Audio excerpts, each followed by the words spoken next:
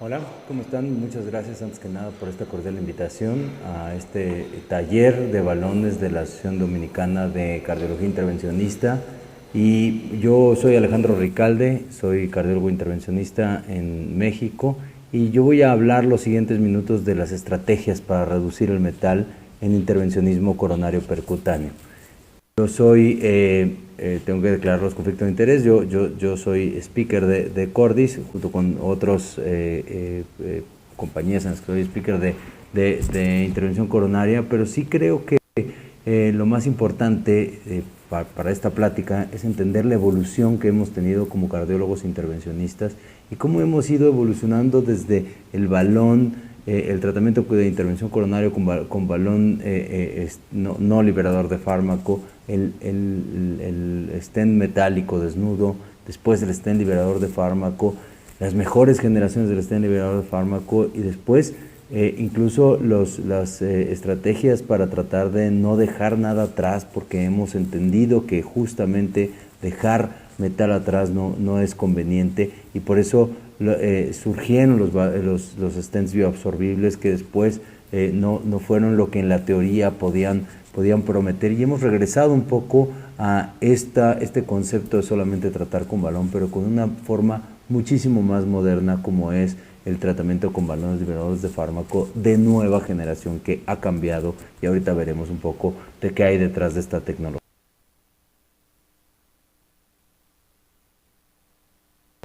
Y el por qué regresar a los balones liberados de fármaco, o por qué regresar a los balones como tal y no dejar stent, porque tiene muchas potenciales ventajas.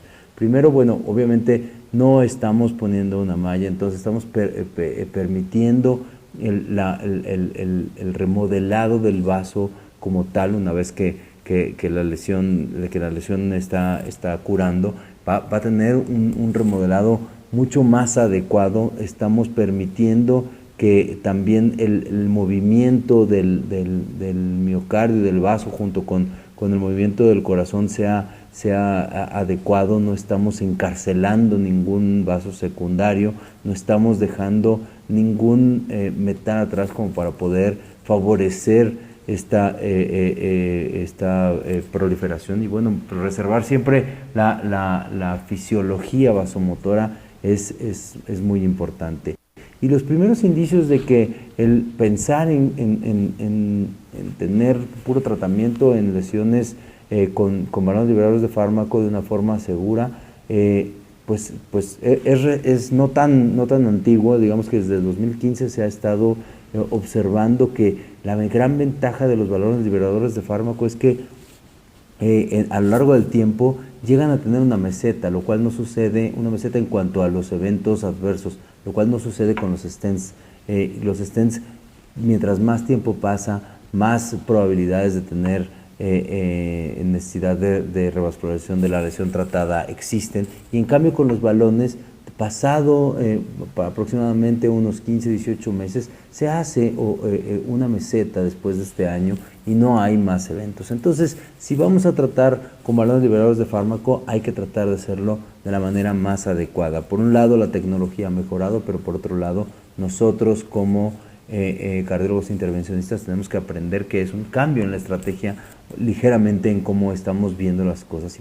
Para eso, para poner un poco de orden en este sentido, es que incluso, obviamente para publicaciones, para poder hacer la investigación, etcétera, hay que alinear las cosas, y es que el grupo del ARC para balones liberados de fármaco ha establecido ciertos lineamientos para cómo podemos publicar cuando tenemos que hacer publicaciones, pero esto sirve muy bien para poder tratar nosotros de una manera homogénea a los pacientes cuando estamos hablando de balones liberados de fármaco. Entonces, cosas que hay que entender y que pues muchos ya conocen, pero no está de más decir pues que esta división en cuanto a esta clasificación en cuanto a los balones liberados de fármacos depende primero del agente antiproliferativo, de la droga que utilizamos como para entregar al balón, y ahí tenemos tres principales, dos de las cuales ya se están utilizando, como son paclitaxel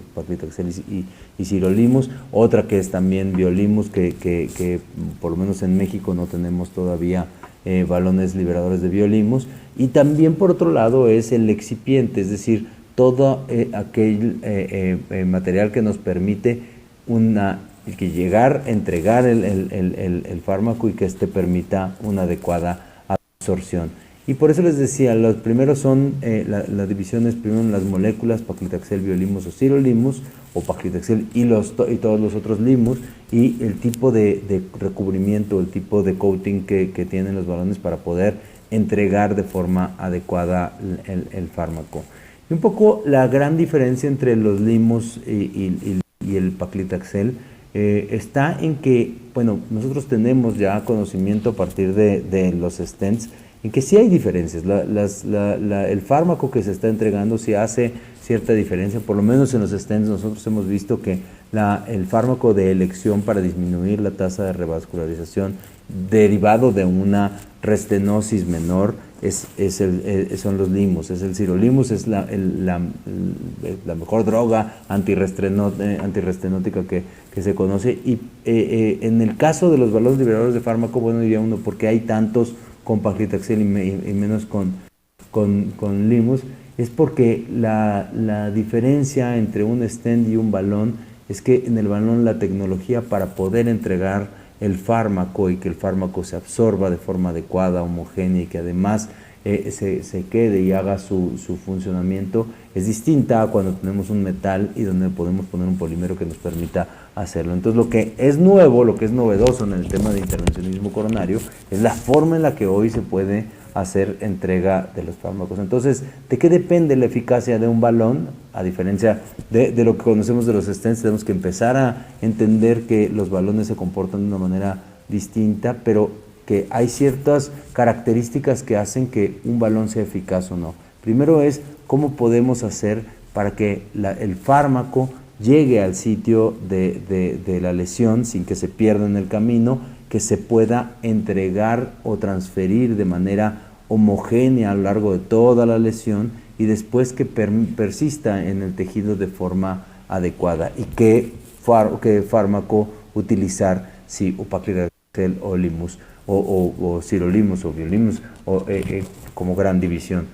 Y entender que las características rápidamente son distintas. El paclitaxel es citotóxico, el sirolimus es citostático, tiene ventajas el paclitaxel en el tema de la capacidad o la facilidad para entrega en un balón liberador de fármaco, porque es de una absorción más rápida y de una retención prolongada. Y el reto detrás del sirolimus, que aunque sea una droga que sabemos de los stents que es mucho mejor para evitar la restenosis, pero tiene una absorción lenta en el tejido y una retención en el tejido mucho más rápida. Entonces, lo nuevo digamos, el reto que tienen todos la familia de los limus es que, pues entregar de forma rápida, absorber de forma rápida y que persista de forma prolongada no es sencillo. Y se han intentado o existen varias formas de tratar de resolver este tema con los limus, como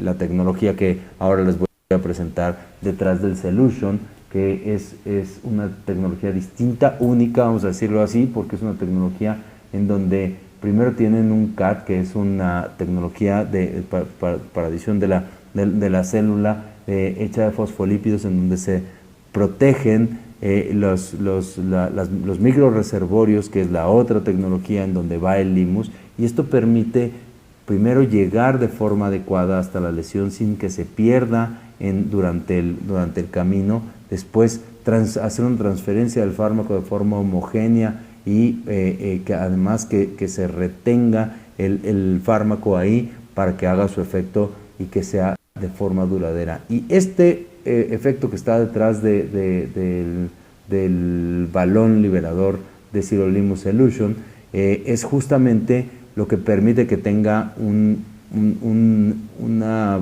proyección de tener una disminución de eventos a largo plazo que es bastante atractiva por los resultados que estamos viendo preliminares, y que seguramente a finales de año, cuando se presente el Solution de Novo, vamos a tener el comparativo ya claro contra los stents en un estudio mucho más grande en cuanto a inclusión de pacientes. Entonces, ¿qué hay detrás de lo clínico, detrás de este fármaco? Bueno, se sabe que es seguro, que es eficaz, que tiene una capacidad de entrega, que eso también muchos balones, los que hemos utilizado otros balones también en el intervencionismo, sabemos que a veces el balón, la gran dificultad es poder llegar y poder navegar a través de un vaso, sobre todo en lesiones complejas, un poco calcificadas, etcétera, que puede no ser tan sencillo como estamos acostumbrados, incluso en algunos stents. Hay veces que los stents son mucho más sencillos de llevar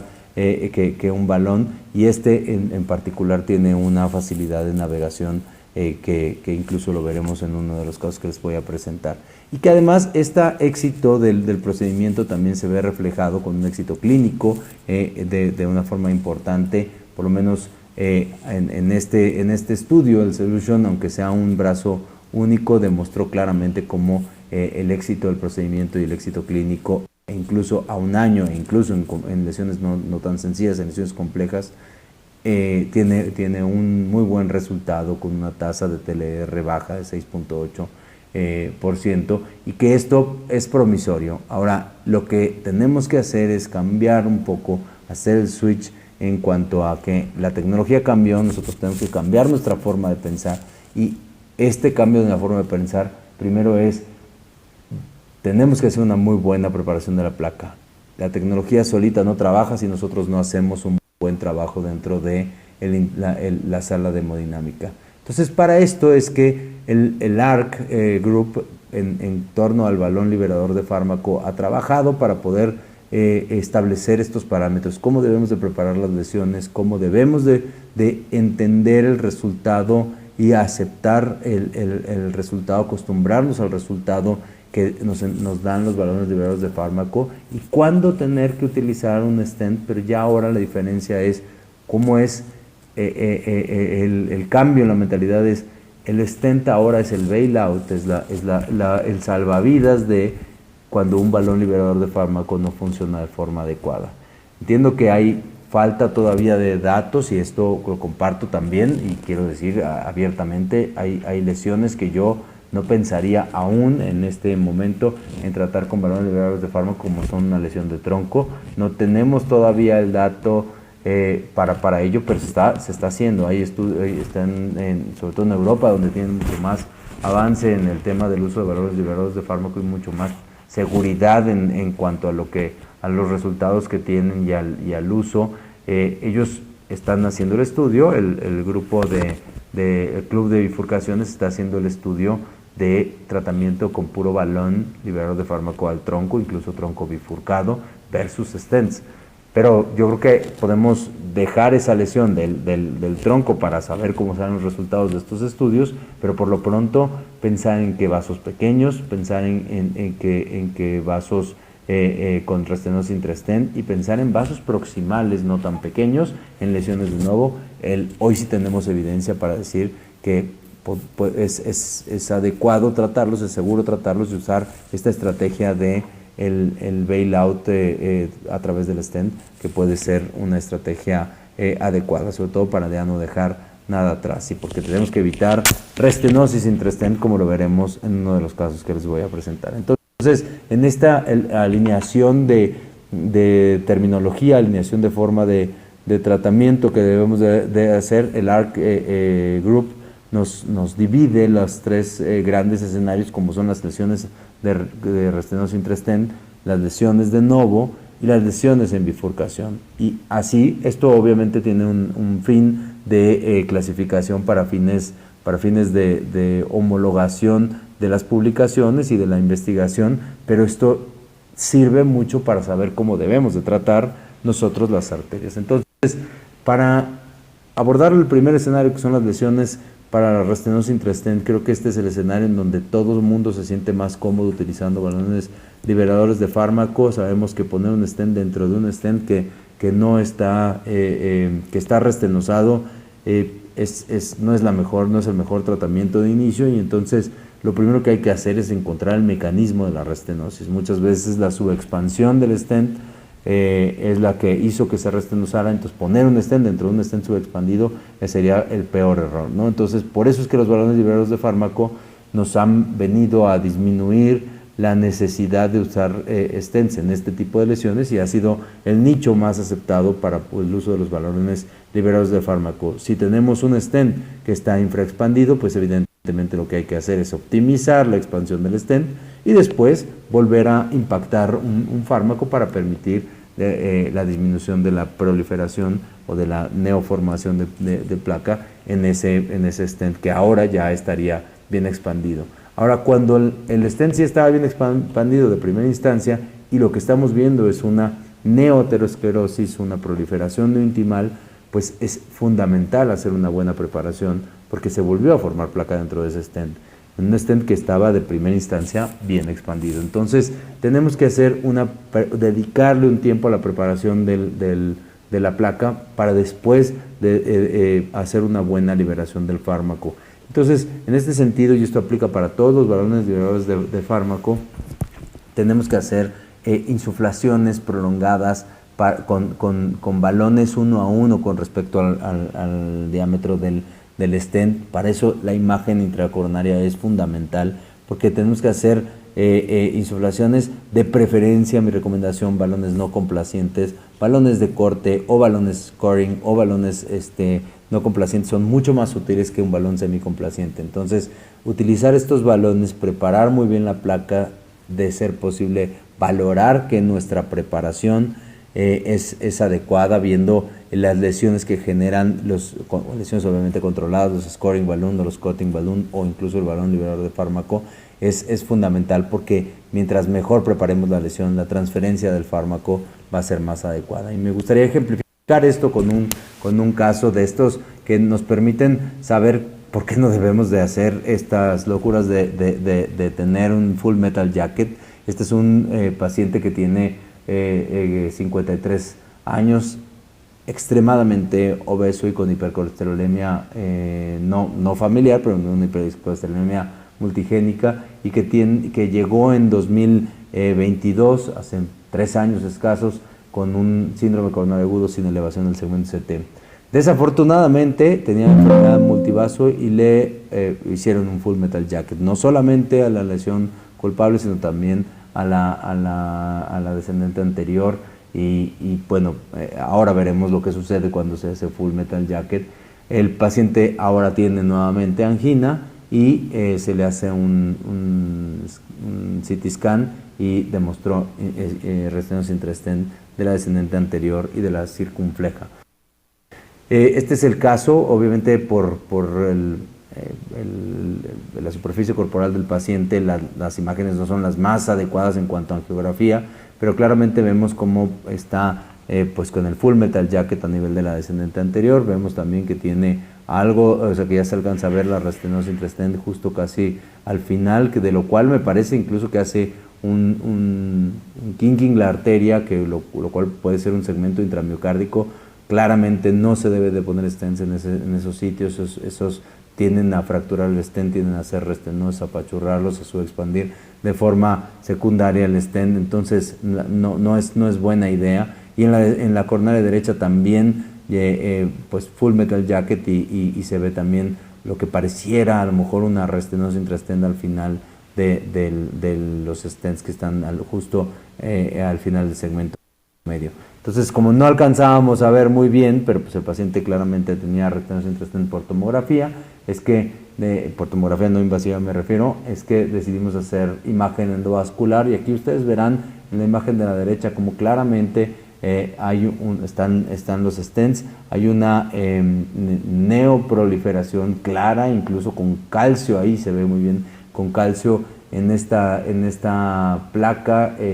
A lo largo de todo el vaso hay algo de placa, pero claramente se ve como en esta zona donde está casi al final, vemos una restenosis mucho más clara. Entonces, esta placa requiere preparación. Es una placa con neoproliferación que tiene, como les digo, calcio, que es una placa mixta y que pues tenemos que preparar muy bien. Entonces, a esta placa le dedicamos el tiempo para prepararla con un cutting balloon, después con un balón no complaciente, insuflaciones prolongadas. Se recomienda para el uso de balones liberados de fármaco, sobre todo en lesiones de nuevo, hacer insuflaciones prolongadas, a veces el agotamiento, la fatiga del tejido es nuestro mejor aliado. Entonces, si el paciente no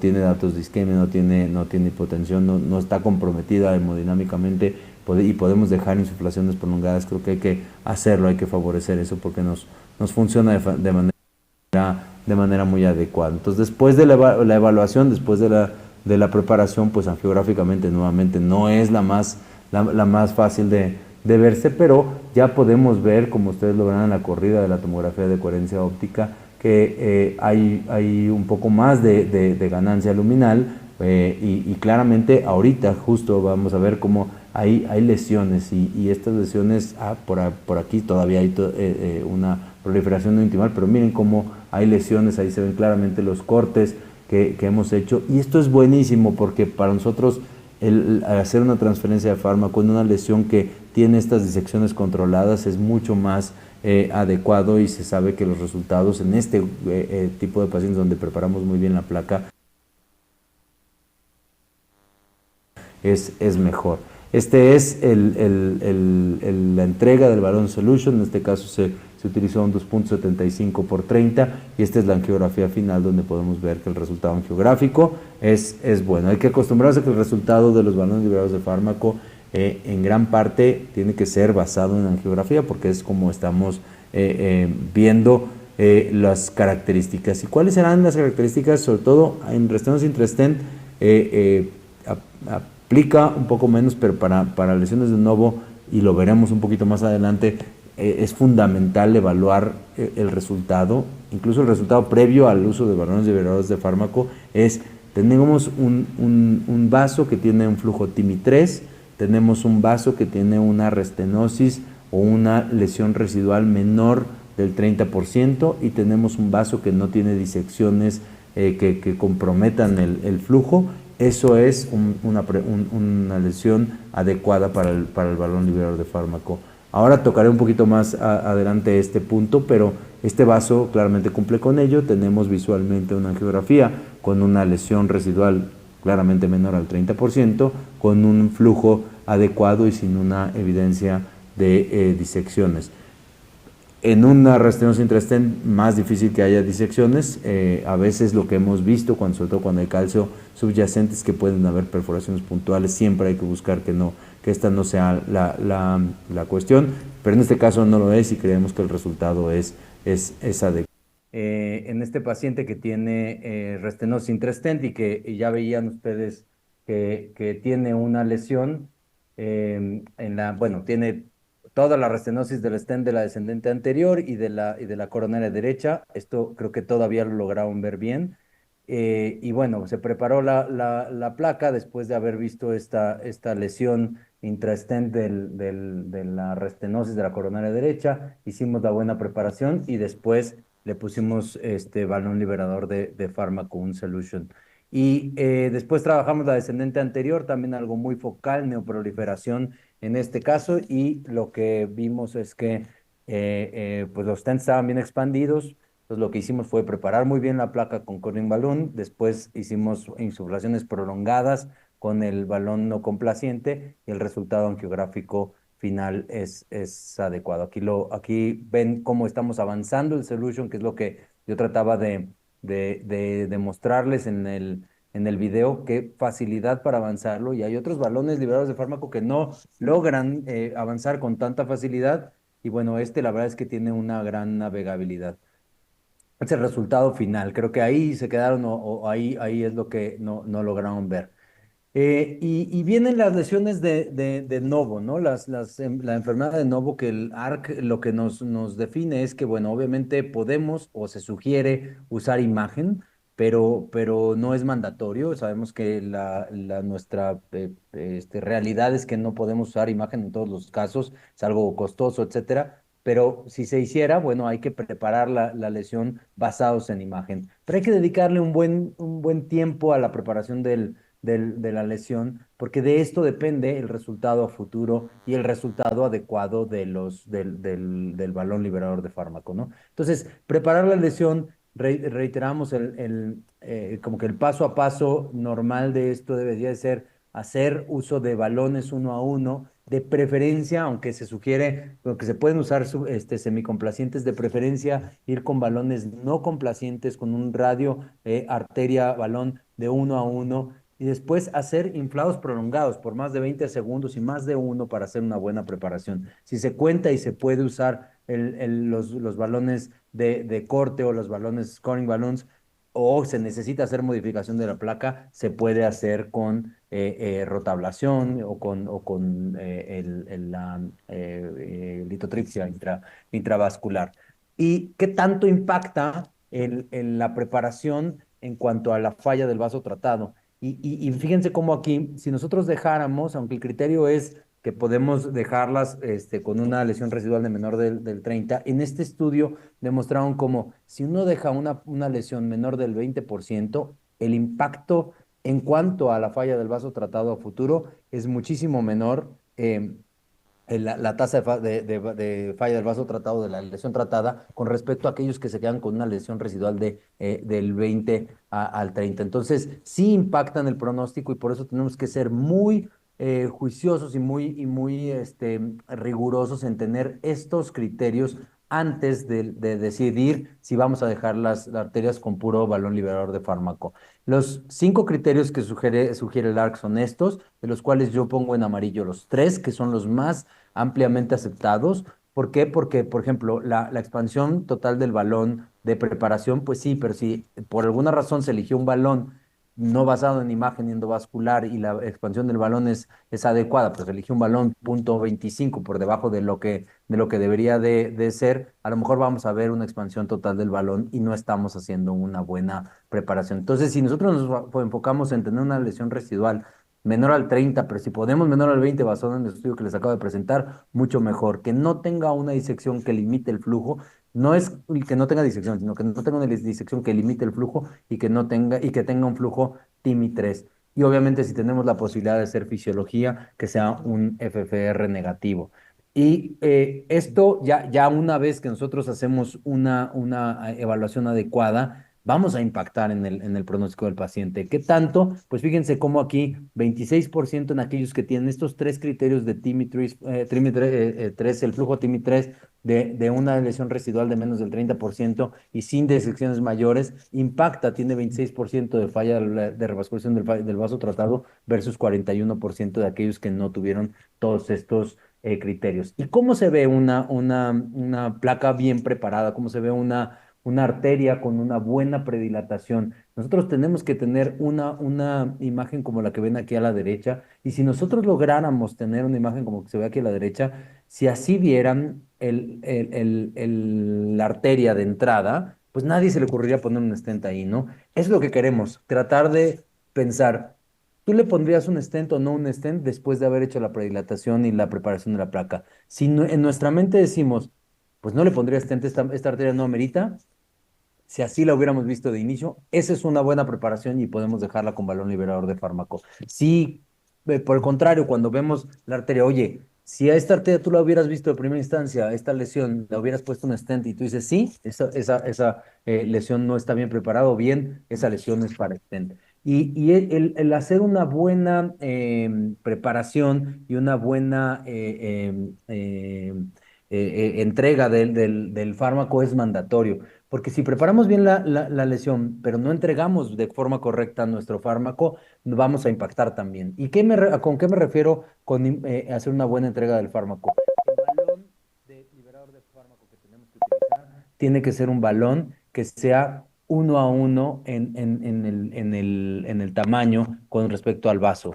Y tenemos que hacer el inflado del balón por 60 segundos o más. Si el paciente estuviera inestable, etcétera, entonces podemos desinflar a los 30 segundos, esperar tanto que recupere y después volver a inflar sin movilizar el balón. Pero lo que se necesita son 60 segundos para la adecuada entrega de la gran mayoría de los balones. Algunos antes eran 90 segundos, pero en este caso son 60 segundos lo que vamos a pedir, por lo menos para el solution, el balón solution, el balón liberador de sirolimus. ¿Y cómo hacemos una buena entrega? Primero que hayamos preparado todo el camino, que no estemos con el balón metido en el catéter o esperando ahí, sino una vez que uno decida, bueno, vamos, sin correr, sin tocar el balón por fuera, lo pasamos por el shaft, llegamos hasta la lesión y lo entregamos de la manera más dinámica posible, hacer la elección del balón, como les decía, uno a uno, que la longitud del balón cubra al menos los dos bordes, tanto 2 milímetros antes como 2 milímetros después de o sea, de la lesión, y además que permita un inflado de balón de más de 60 segundos. Con eso vamos a asegurar que la aplicación del fármaco fue adecuada. Y vamos a ejemplificar ahora una lesión de novo a través de este caso un paciente de 54 años que tiene angina, angina clase 2 de la Sociedad Canadiense de Cardiología, y que se le hizo una tomografía y se vio que tenía una lesión única en la circunfleja. Esta es una placa con la que aquellos que no están muy cómodos todavía con el uso de balones medicados podrían empezar por este tipo de placas, placas no tan proximales en arterias tampoco tan pequeñas, y que son lesiones de novo para aquellos que no están, les decía, muy cómodos todavía con el uso del balón. Este es el algoritmo que podemos seguir. Aquí ustedes están viendo una placa única que no llega incluso a la bifurcación como tal, o sea, es un poquitito antes de la bifurcación, entonces, y sin otras lesiones coronarias. Ahí se sugiere, bueno, vamos a predilatar, hacemos la predilatación uno a uno. Si todavía nos falta, podemos hacer una predilación, en este caso, al otro lado. El tema es dejar muy bien la lesión de tal suerte que tenga menos del 30, del 30 de estenosis, y entonces aplicar el balón con fármaco cubriendo todos los bordes de la placa. En este caso, un poquitito largo este balón, pero miren el resultado que bien queda. Y yo creo que si cualquiera viera esta lesión como de primera instancia, en la primera angiografía, nadie le pondría un stent. Y vean, el flujo es TIMI 3, preservados todos, no hay disecciones y no tiene una placa residual de más del 30%, lo cual es una lesión de nuevo que es bastante susceptible del tratamiento. Pero obviamente cuando tratamos las placas más complejas, pues tenemos que estar con esta mentalidad de que, a ver, si voy a tratar agresivamente la placa para poder hacer una muy buena preparación, también voy a jugar con que existirán algunas disecciones, y es donde el stent como una opción, como un bailout, puede ser ahora la opción y no tanto antes de. Y estas disecciones se pueden dar y cambiarnos entonces nuestro planning inicial. Y este es un caso que ejemplifica esto. Es un paciente de 51 años, maratonista, al contrario del paciente inicial que tenía obesidad importante. Este es un maratonista delgado que estaba solamente con deterioro de la clase funcional, y previo a un maratón se hizo una prueba de esfuerzo con banda, y fue positiva para isquemia, y además hizo taquicardia ventricular no sostenida. Entonces ya con eso se le hizo una medicina nuclear, se completó con medicina nuclear, y entonces se vio que tenía isquemia severa de la cara lateral. Y este paciente, fíjense, cuando va a sala de hemodinámica, se ve que tiene esta isquemia. La lesión única que se ve es esa oclusión total crónica, y una pequeña lesión en el ramo del margen obtuso. La que sigue, esta se evaluó para ver que no fuera la causante de esa isquemia, pensando que podría ser un vaso pequeñito esta oclusión total crónica, pero como no era la que daba la isquemia, entonces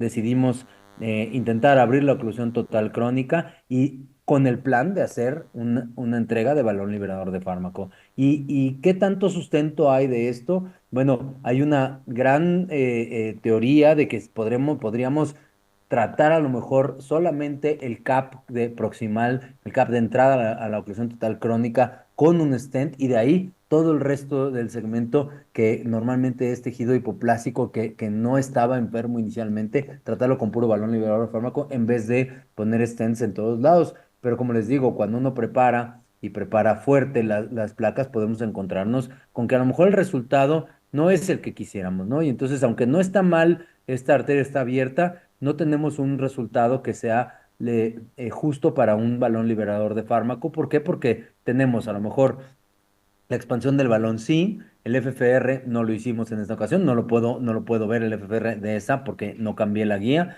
pero sí tenemos que no hay una disección que limite, si hay una disección, pero no que limite el flujo, que tenga un flujo TIMI 3, pues sería un TIMI 2 casi 3, TIMI 2.5 casi 3, y tiene una lesión residual de menos del 30%, no. Justo antes de donde está la parte hidrofílica, perdón, la parte más radiopaca de la guía, justo ahí se ve que tiene un vaso pequeño y que después aumenta el tamaño. Entonces no es una disección, perdón, no es una lesión de menos del 30%, entonces cambiamos el plan. Y después de esto, esto es válido, este es el bailout de los balones liberadores de fármaco, cambiar el plan, tuve que poner dos, porque el sitio de disección, esta que se veía proximal, estaba proximal, pero tengo yo una cosa que no quiero, no me gusta nunca, cuando hay lesiones únicas de vaso secundario, no me gusta poner el stent en el ostium, porque la gran mayoría de las veces no logramos estar exactamente a nivel ostial, aunque uno crea que está a nivel ostial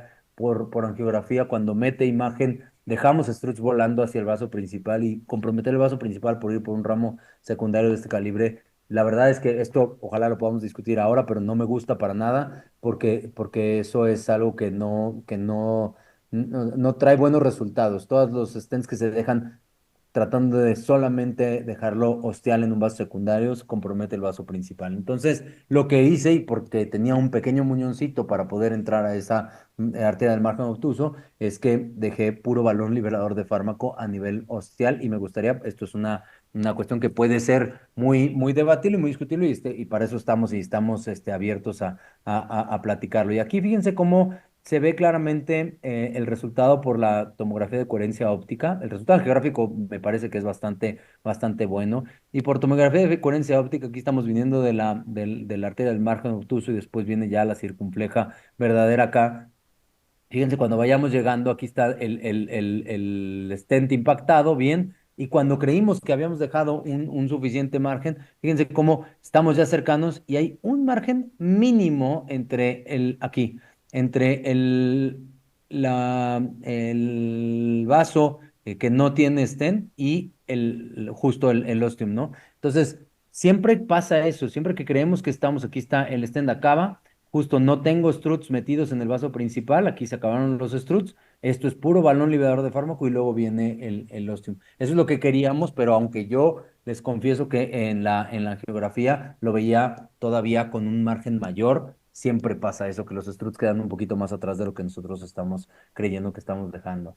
Y bueno, ahora en el programa del Solution, de este balón liberador de sirolimus con esta tecnología de micropartículas que permiten la adecuada absorción y después la adecuada permanencia por 90 días del fármaco para que haga su efecto, está corriendo los estudios para compararse en lesiones de novo, en contra stents y también obviamente para el sustento de la resistencia intrastent. La lesión de novo es muy interesante porque serán más de 3,000 pacientes que están incluidos en los estudios y que lo que se ve no es tratamiento con balón liberador o tratamiento con stent, es tratamiento con la estrategia de balón liberador de fármaco o tratamiento con la estrategia inicial de stent. Y este es lo que tenemos que cambiar nosotros en el mindset, es si yo pienso en hacer una estrategia con balón liberador de fármaco, todavía tengo siempre la opción de acabar poniendo un stent.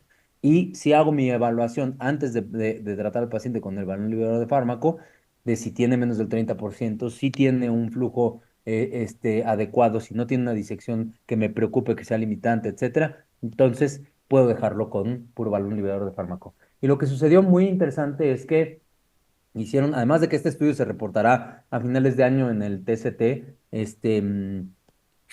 tiene el interés este estudio que hicieron una diferencia entre los que estaban, los primeros pacientes, los primeros 1,000 pacientes los dividieron entre los como adopción temprana de la tecnología o adopción tardía. Después del paciente 20 en cada centro, se consideraba como adopción tardía.